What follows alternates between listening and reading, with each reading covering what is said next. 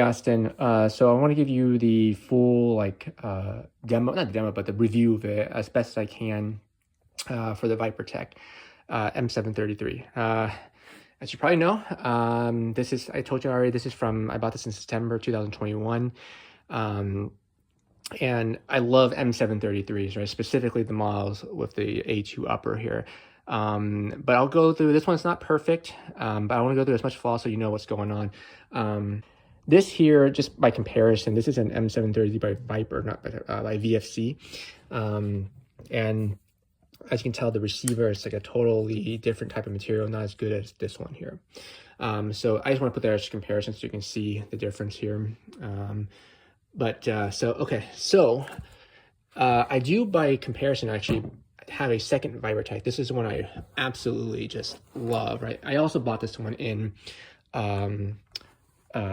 June of 2021, so same year but different month, and this one has been working perfectly fine. I don't think I can part away with this one, though. This one's my favorite M733 model. But I do want to just have a comparison because I want to show some things like the barrel and all that stuff. Like the flash hider is a little bit different on this model. I have to use a real steel flash hider to screw onto this one right here, so that's why it's a little bit more shiny. But okay, so enough of that for now. Oh, and they both have, I think how you tell there from 2021 is they both have the little apostrophe there.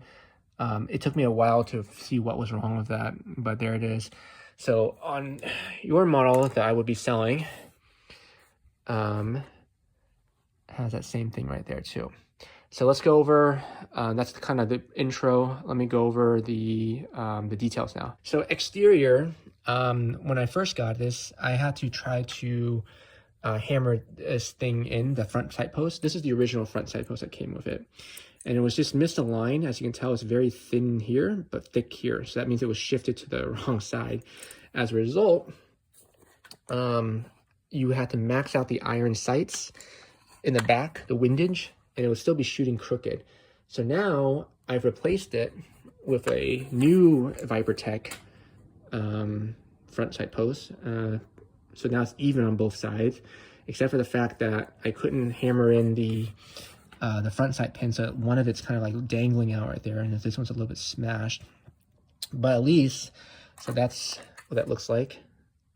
If you can take a look there, but now at least the front sight post, you don't have to go all the way to the left to make it on target. So that gives you some more wiggle room.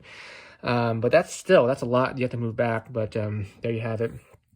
Exterior, otherwise, pretty good shape. There's one little scratch here. I accidentally scratched it with a zipper in my pants when I was putting it on my lap.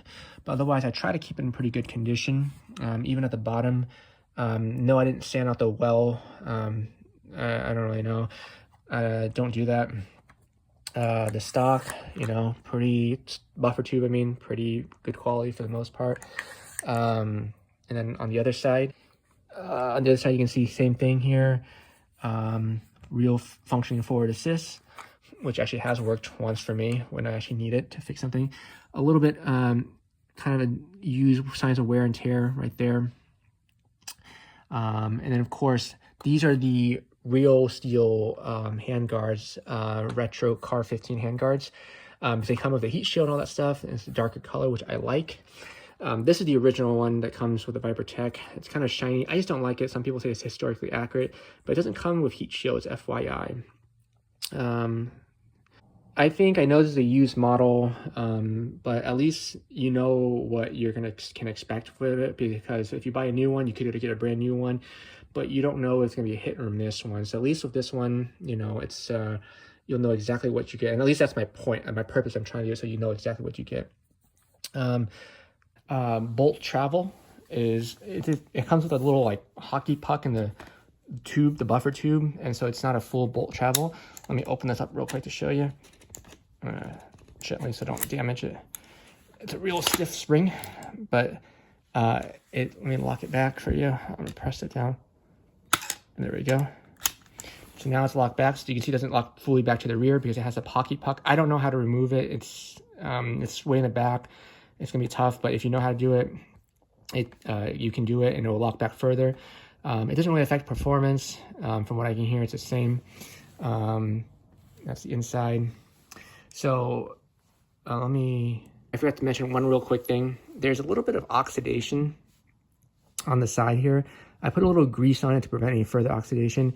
I live in a pretty dry climate where I live here, but I don't know why it came that way. But it's not a big issue from what I can tell. But yeah. Okay. As far as the only thing I've noticed that I have an issue with this model is the jamming issue. Because what happens, like I told you, so I think this happens. Oops. This happens roughly about 1 in every, if I had to put a ballpark number on it, I think it happens about 1 in every maybe 100 rounds, I think. And I think I'll use the biodegradable ones, BBs. And so I think what happens is that maybe it gets caught somehow, but because of that, every time it does jam, and what I mean by jam is that a BB doesn't feed into that barrel, and it gets caught, and then the bolt face smashes it, and so it ends up looking like this, right? And if you pull it around, if you pull the trigger in the next round, it will just dump the gas out. Again, it happens once in every 100 rounds or so, I think. It's very hard to replicate that though. So I'll try to do I'll shoot all the mags just to demonstrate in the video, and maybe it'll pop up in one of the shots in a little bit. Maybe not, I don't know. But the bolt face is still pretty much in good condition. I will include, obviously, like I mentioned, a new bolt face just in case. Mine is still perfectly fine, nothing's wrong with it. But I've had attached a new one just in case. I know there's a tendency for it to jam, so I want you to have an extra one that's brand new. I've never used this, I don't know. And it comes with 2 also O-rings from Viper Tech right here. I don't know if, by the way, if this is considered an 18mm or a 16mm bolt. I've emailed them and asked them, and they don't even seem to know either. So I can't tell you. I've never used CO2. I've only used green gas or propane gas on this one. The other thing I want to point out, though, is that I haven't fired that many. I think only about 2,000 or so, roughly. And the reason why is because the trigger pull is quite heavy. So unlike a Tokyo Marui, it's kind of like, it's a lot of energy to pull it. And I don't know if that's more, I hear it's even stronger than a real steel one. So it does take a lot of effort. I don't know if that's the reason why though. I noticed the accuracy of this model it's harder for you to shoot accurately with this model compared to my Tokyo Marui, for example. This kind of fires roughly in line with your what do you call it? Your VFC model in terms of accuracy, at least at 40 feet, for example. And so I think, and I don't know if it's because the Marui has an easier trigger pull, and this one has a very hard trigger pull that I really struggle. Every time I pull it, it causes it to shift slightly. I don't know, maybe. But just FY. And again, I don't know. Hold on. I don't know how to, I don't want to open up the trigger box and all that stuff. The only thing I was willing to try to do was the front sight post, and that was the extent of my knowledge. It's also missing the swivel, the sling swivel here, but I will include the original front sight post if you want. This is still Viper Tech, but it's a new front sight post that's not misaligned like this one here. But this one has the original swing swivel on it. I don't know how to remove that because this is like, it's like a special type of like thing. So if you know how to remove that, you can attach this to this one and have the right sling swivel. But again, I don't know how to do it. As far as the jamming issue, like I said, I'll try to demonstrate in the shooting video to see if it's an issue or not. But otherwise, it hasn't been much of an issue. Oh, let me open it up. Let me set this camera somewhere else and open it up so I can show you the internals a little bit. Okay, so let me try to do this on camera so you can see this. I use a little hammer just to, a rubber mallet, don't worry, I didn't want to damage it, to tap out the spring here, or the pin here. Still very kind of stiff, so you still have to use this. But I want to point out something here. Most ARs, as they should, will open up like this, right? Like the hood. Okay, how do I do this again? It's a little stiff, so you kind of have to do that to open it. And that's not a big deal. It opens fine.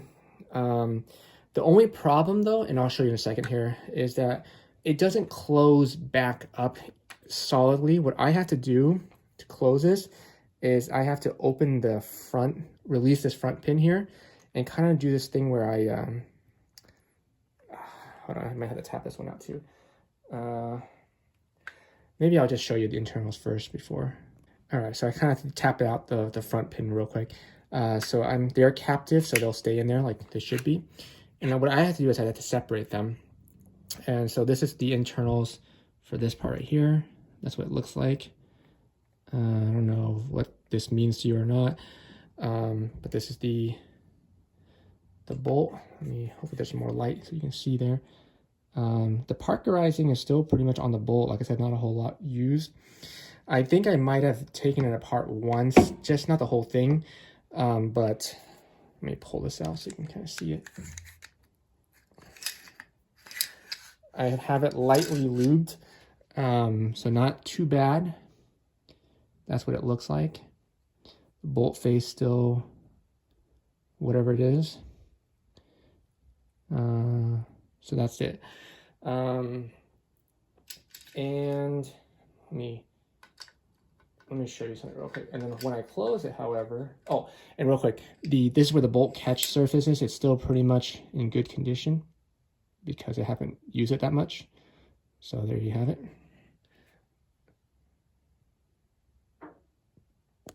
Huh. Let me stop the camera. All right, now I'm gonna try to show you what I mean by the reassembly is a little bit difficult. So, and the reason why it's so clean is I cleaned it before I listed it for sale. So the barrel's already been cleaned out and all that stuff. Okay. Excuse me. By the way, just in case you want to see, yes, the forward assist does work. So here's the button here.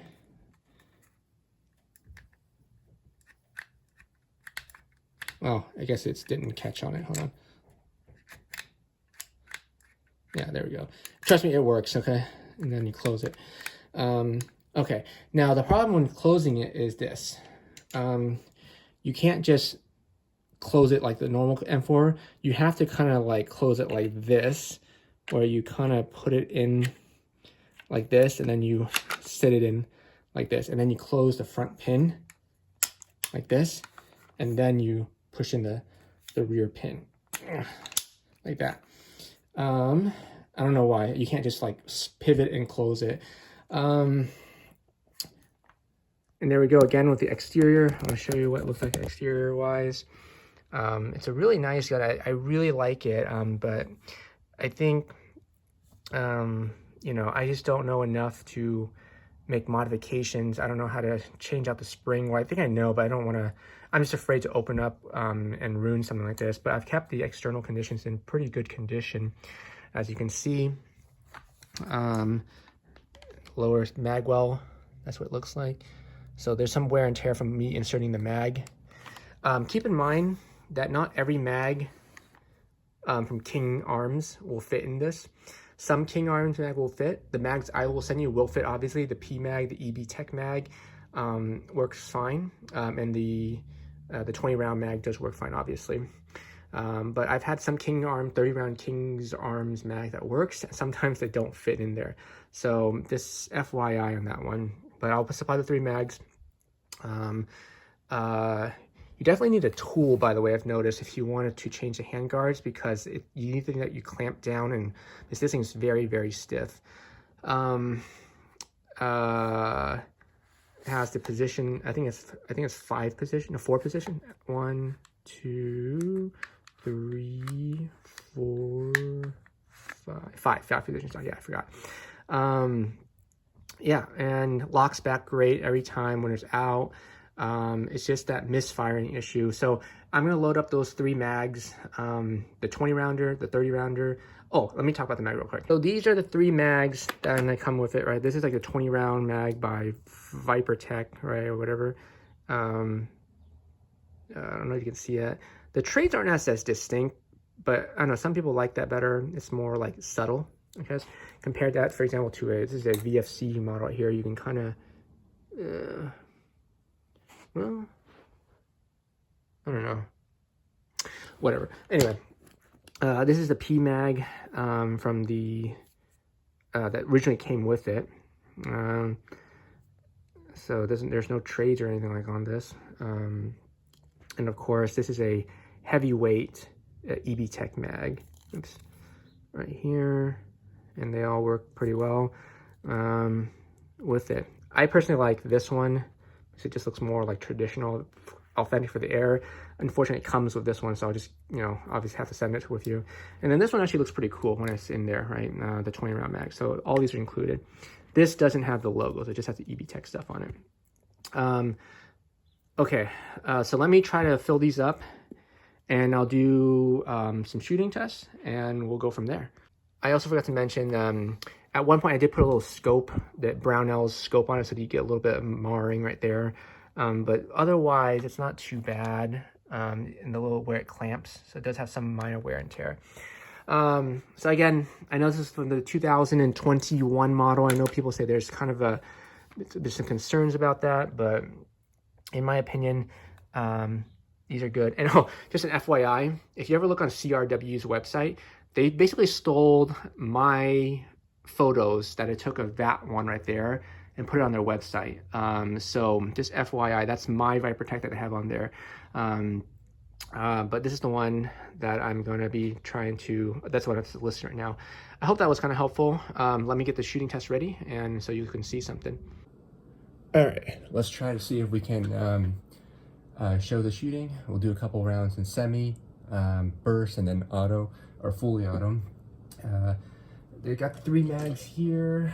I think we should be able to, for the most part, like capture the issues if it's there or not, and show how it demonstrates on here. Hopefully I catch you that on camera.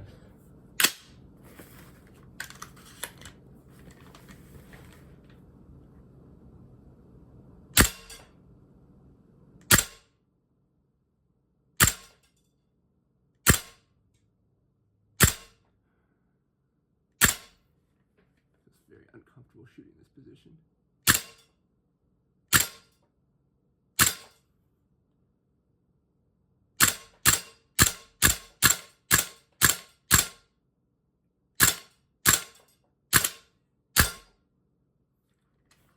All right, that's the, well, it's hard to replicate that jamming issue. It doesn't always happen, but you know, within about 100 or so rounds, you might be able to see it.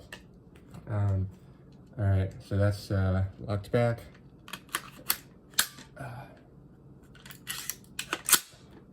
We'll try this one on burst. Actually, hold on. Before we try the burst, let's take a look at the wooden target. Give me a second. This is only about like 15 feet away, so that's what it looks like right there. So we'll try it again on burst now, see how much wider it gets. All right, now coming round 2. We're gonna lay it on thick now with a little burst mode at the same target. Let's see here. I mean, yeah, I'm just doing, it's only semi and full auto, but I'm just shooting in burst.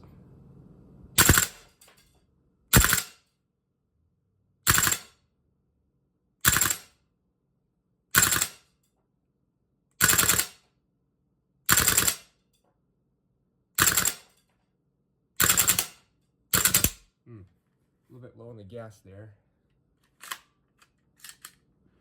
So I didn't lock back that time. Could be a low gas issue. All right, and then finally, we'll do the last round here.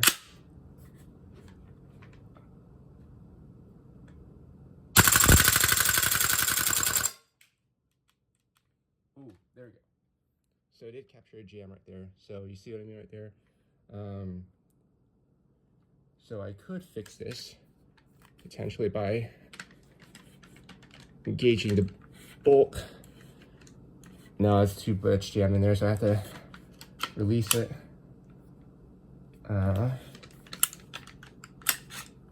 and then you see the round right there. Walk it to the rear, and then kind of push it out like that. There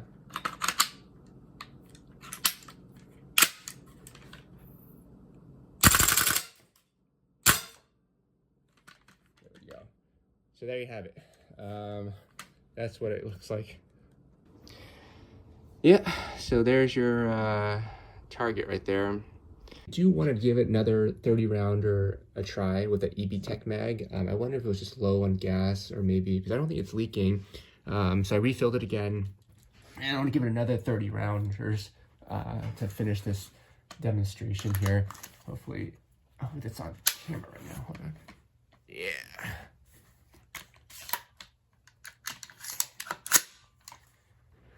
All right, let's see here.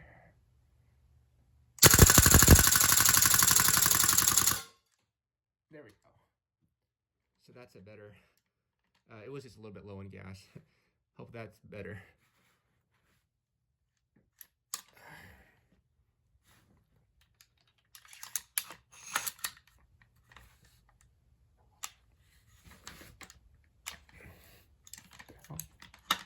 Oh, there you go. I had to hit the forward assist there for some reason. I don't know why the bolt wasn't completely closed. So, you know, there you have it.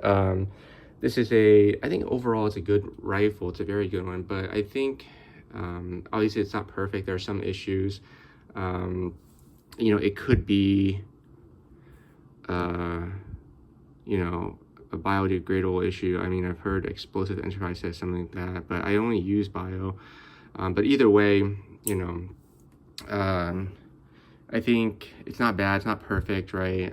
There's a little issues there. I don't know how to fix it. I don't know if it's an issue, like maybe you have to loosen this, maybe you have to move this up a little bit. I don't know. And so I think if someone has a lot of knowledge about this, maybe they can, you know, work with this or not, or something like that. But overall, the excellent condition, the outside, minus like the front a little bit there. Performance is pretty good. Kicks really well. I think this magazine was just a little bit like, maybe it was leaking, I don't know. I don't hear it leaking, but maybe it wasn't filled up. But hopefully that kind of shows the demonstration of this product right here, and some of the issues it could have in terms of the jamming. But otherwise, it's a good rifle. It looks really cool, and it's very built, very sturdy, quality material. It's just, you kind of need to know a lot about stuff if you want to modify it. Trigger pull, remember, is really heavy. So if you want to change out springs, that's going to be a different thing. But yeah, that's your M733 there by Viper Tech. Hopefully that was helpful, and let me know if you have any more questions.